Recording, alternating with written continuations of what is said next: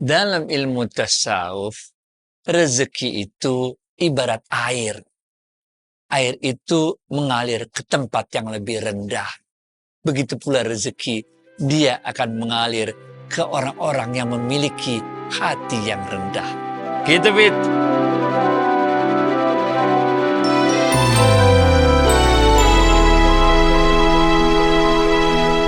Assalamualaikum warahmatullahi wabarakatuh, sahabat Smart Skill School. Semoga kita semua selalu dalam lindungan Allah Subhanahu wa Ta'ala. Amin. Sahabat, seru nih pembicaraan sampai habis. Ikutin ya. Yuk kita sekarang sapa Ustadz kita, Ustadz Adi Warman Azwar Karim. Ustadz, Assalamualaikum. Apa kabar? Waalaikumsalam warahmatullahi wabarakatuh. Sehat, berkah, bahagia. Amin ya Allah. Amin, Alhamdulillah. Ustadz, ini kalau cerita selalu nih, sahabat sering sekali meminjam uang, bukannya dikasih uang, malah yang dapat hinaan aja. Ataupun mendapat uang dan aibnya dibuka pada semua orang bahwa dia meminjam dan segala macam.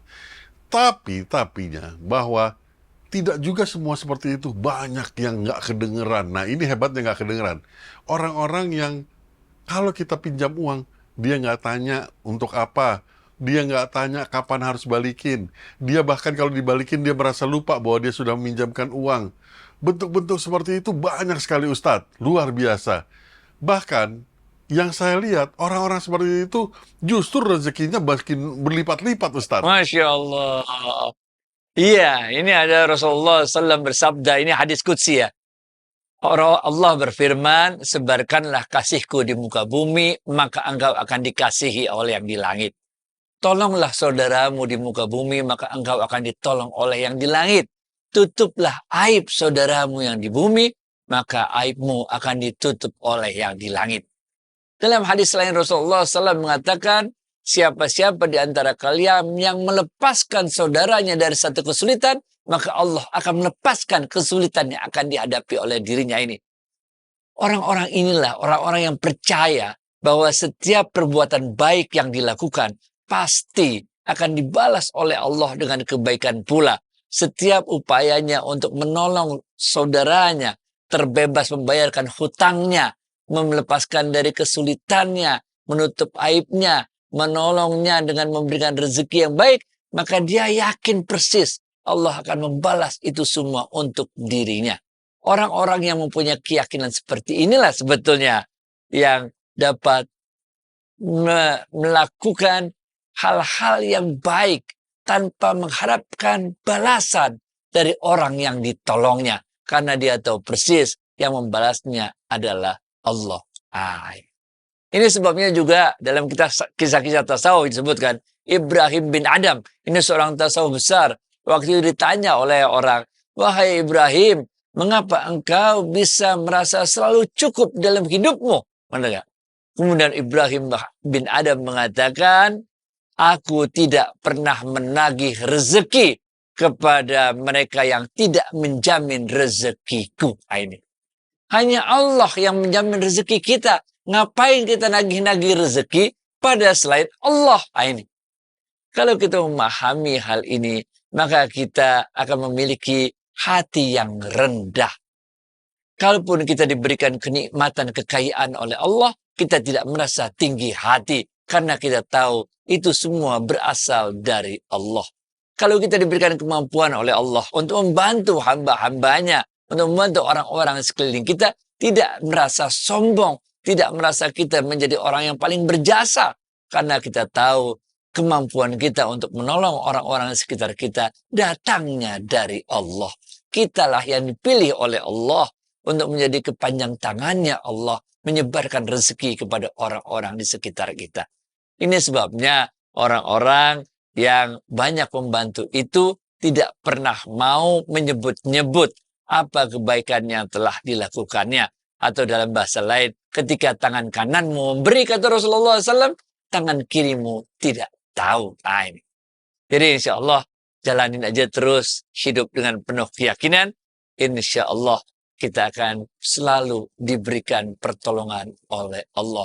Hal jazaul ihsan illal ihsan. Tidak ada satu kebaikan pun yang kita lakukan kecuali akan dibalas oleh Allah dengan kebaikan pula. Gitu, Fit. Baik, paham Ustadz. Namun ada beberapa orang yang bersikap skeptis Ustadz. Jadi mereka merasa bahwa itu pahala-pahala itu untuk orang kaya lah. Kalau untuk orang miskin mau ngasih apa sih katanya gitu Ustadz. Kita udah pelajarin berulang kali, sedekah itu nggak mesti pakai duit.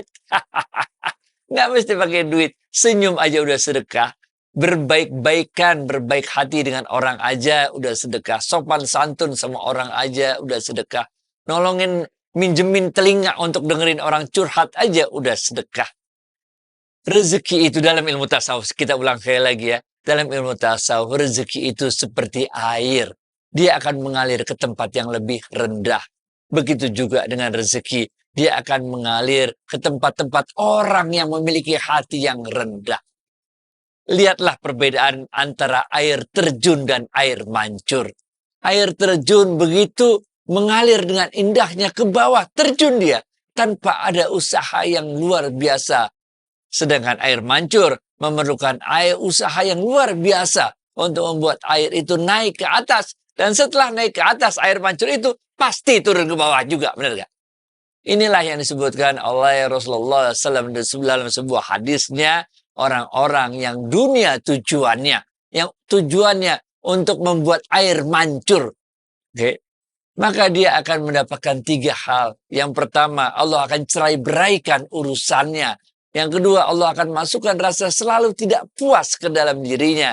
Dan yang ketiga, dia tidak akan mendapatkan lebih dari apa yang telah ditetapkan Allah untuk dirinya. Setinggi-tingginya air mancur pasti akan turun lagi ke bawah. Nah ini. Tapi dalam hadis tersebut Rasulullah SAW juga mengatakan, siapa-siapa yang Allah tujuannya, maka Allah akan berikan 3 hal kepada dirinya. Yang pertama, Allah akan himpunkan urusannya.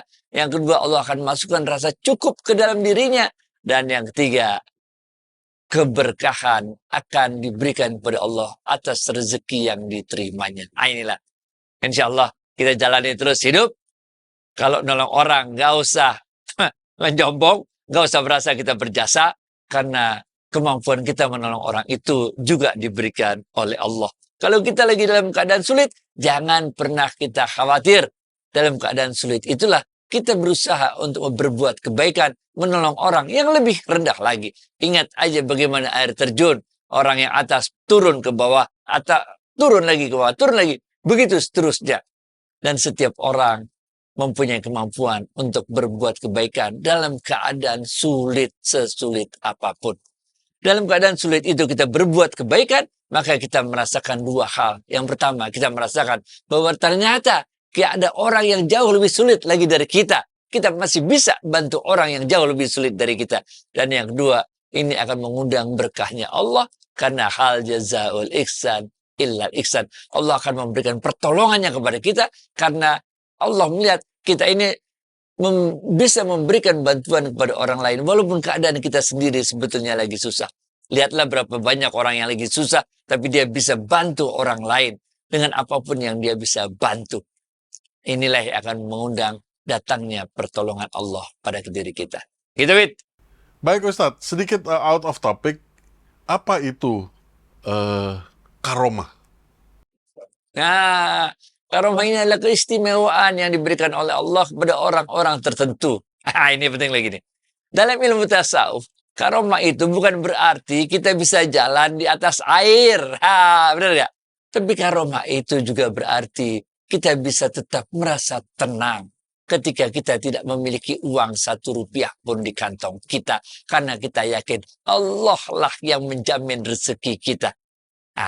Insya Allah kalau kita bisa memahami dan meyakini hal ini, maka kita akan menjadi Ibrahim bin Adam berikutnya.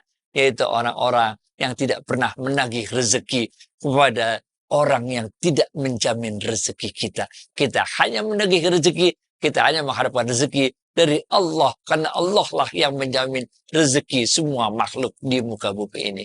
Baik to you, Fit. Masya Allah, Alhamdulillah. Itu orang-orang baik itu yang memberikan pinjaman itu mereka juga nggak sadar bahwa masalah-masalah yang ada di hadapan mereka itu dihapuskan oleh Allah. Karena sedekahnya mereka itu luar biasa. Ustadz, terima kasih atas waktu dan tausiahnya. Assalamualaikum warahmatullahi wabarakatuh. Waalaikumsalam warahmatullahi wabarakatuh.